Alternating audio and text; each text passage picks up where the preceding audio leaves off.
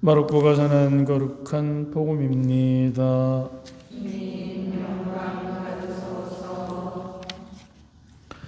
그때 예수님께서 유다 지방과 요르단 건너편으로 가셨다. 그러자 군중이 다시 그분께 모여들었다. 그래서 예수님께서는 늘 하시던 대로 다시 그들을 가르치셨다. 그런데 바리사이들이 와서 예수님을 시험하려고 남편이 아내를 버려도 됩니까? 하고 물었다. 예수님께서 그들에게 모세는 너희에게 어떻게 하라고 명령하였느냐? 하고 되물으시니 그들이 이혼장을 써주고 아내를 버리는 것을 모세는 허락하였습니다. 하고 대답하였다. 그러자 예수님께서 이러셨다. 너희 마음이 완고하기 때문에 모세가 그런 계명을 기록하여 너희에게 남긴 것이다. 창조 때부터 하나님께서는 사람을 남자와 여자로 만드셨다. 그러므로 남자는 아버지와 어머니를 떠나 아내와 결합하여 둘이 한 몸이 될 것이다. 따라서 그들은 이제 둘이 아니라 한 몸이다.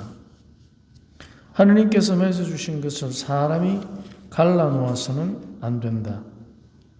집에 들어갔을 때 제자들이 그 일에 관하여 다시 묻자 예수님께서 그들에게 말씀하셨다. 누구든지 아내를 버리고 다른 여자와 혼인하면 그 아내를 두고 간음하는 것이다.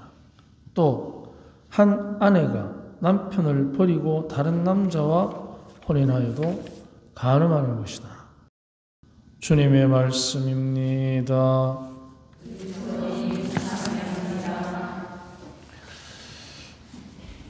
둘이 한 몸이 된다는 말씀을 우리는 오늘 듣습니다. 근데 둘이 한 몸이 되는 것은 그것이 남녀만의 문제가 아니고 우리 모두가 서로가 서로를 내 몸처럼 아끼고 사랑하라는 주님의 말씀이 있습니다. 그것처럼 우리는 서로 다른 얼굴, 다른 생각, 다른 삶의 환경을 갖고 있지만 사람이라는 것, 그 하나만으로 우리는 똑같은 것입니다. 그래서 또 하나의 그 사람의 특징은 같은 사람이 둘이 없다는 것입니다. 전에도 없고 앞으로도 없고 영원히 없을 것입니다. 그래서 우리 모두는 각자의 한 몸인데 그 한 몸이 서로가 서로를 받아들일 때 이제 그 받아들이는 태도에 따라서 한 몸이 되는 힘이 있습니다. 그래서 우리는 동시에 두 군데 있을 수가 없습니다. 우리는 동시에 다른 장소에서 같은 시간을 살아갈 수 없습니다.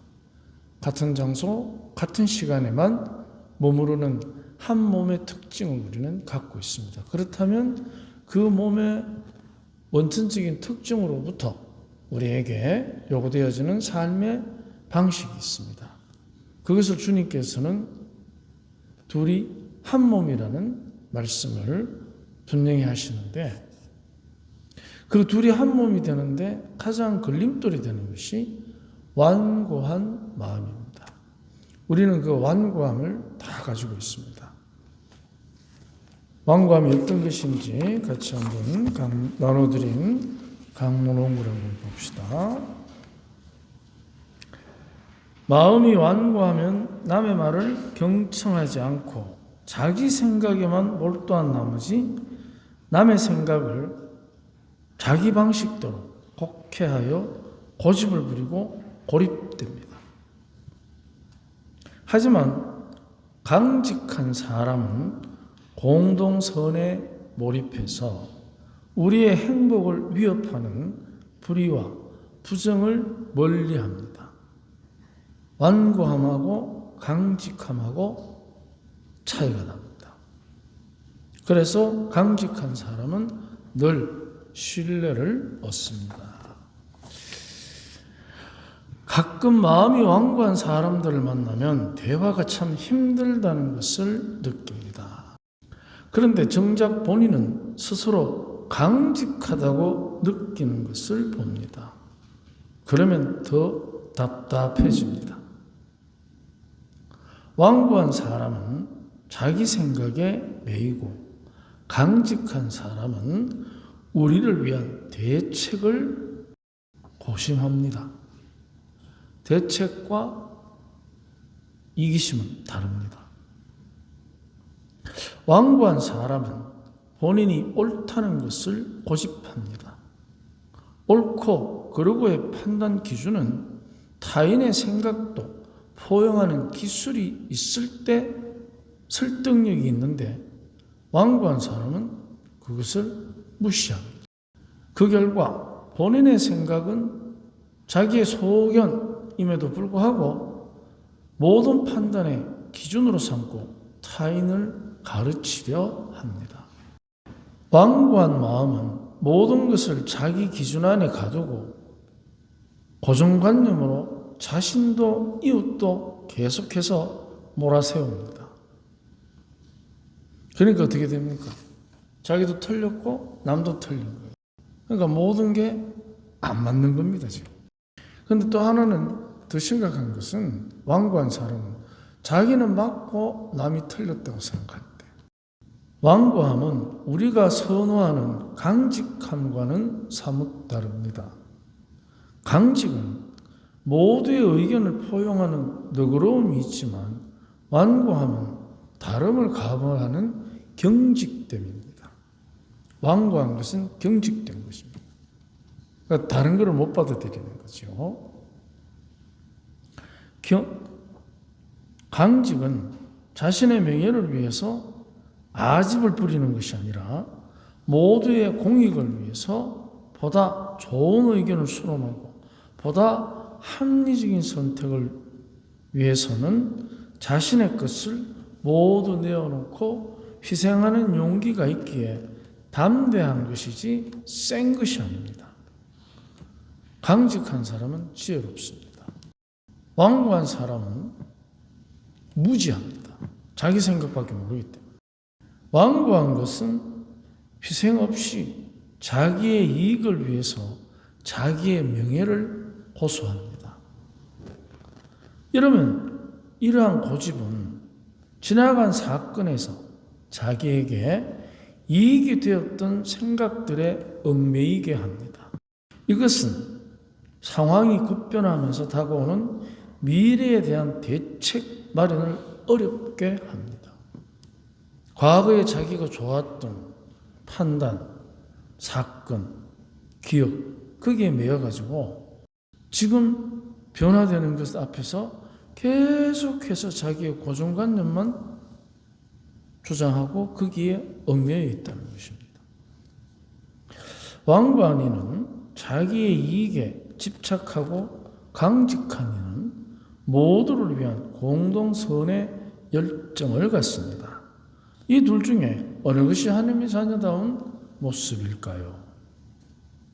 오늘 독서에 방금 여러분 들으셨죠? 성실한 친구는 생명을 살리는 명약이니 주님을 경외하는 이는 그런 친구를 얻으리라는 말씀이 나옵니다. 이 말씀에 따르면 완고한 이는 주님을 경외하는 것이 아니기에 성실한 친구를 못 만납니다. 성실한 친구는 못 만나고 얍삽한 친구는 쉽게 만납니다. 왜? 자기 편을 들어주니까. 그리고 성실한 친구를 못 만나니까 어떻게 됩니까?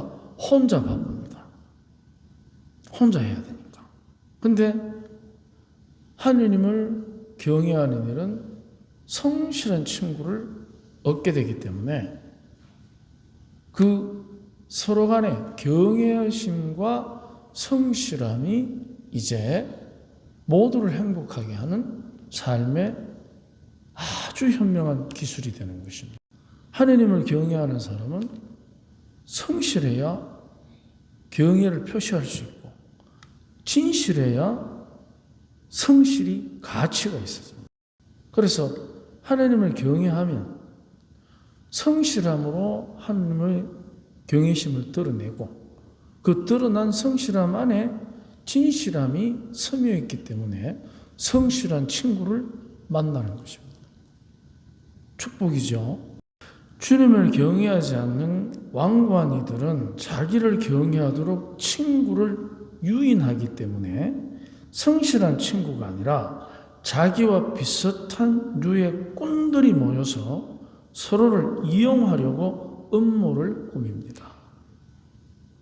그래서 이 음모를 꾸미는데 이용 가치가 없는 사람은 아예 배척해버리는 거예요.